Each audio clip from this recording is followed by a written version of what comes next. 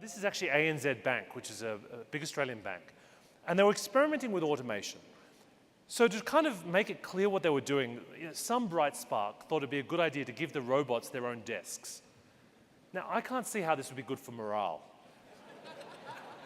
I mean, can you imagine working in this contact center and suddenly you see your colleagues start disappearing and they get replaced by an empty desk with the word robot?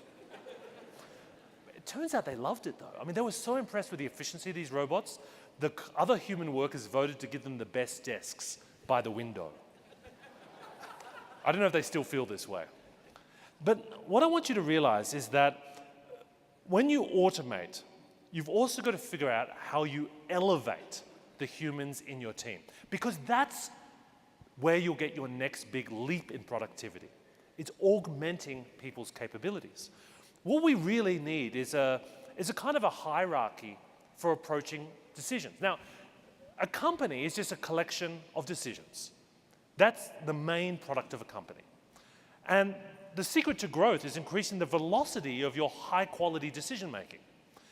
But decisions are not all the same. And I like to think there are first and second and third order decisions. And your approach to automation will be different. So a first order decision is something that's routine, it's identifiable, it's very transaction driven, maybe inventory replenishment, right? You need to place an order for more stock. Classic opportunity for using RPA. But then you've got these second order decisions which are a bit more abstract. So it could be, you're trying to figure out product mix, or you're trying to kind of work out, exactly how you should be optimizing a particular category.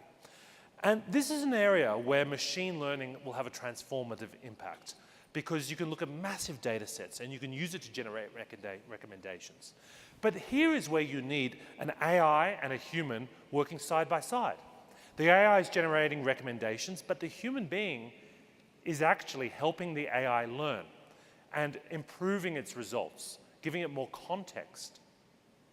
And all of this is freeing up the time for the human beings to then focus on the really complex third-order decisions, where you want your agile teams and human decision makers focused. Things like, how do you reinvent your customer engagement strategy? How do we best position our brand?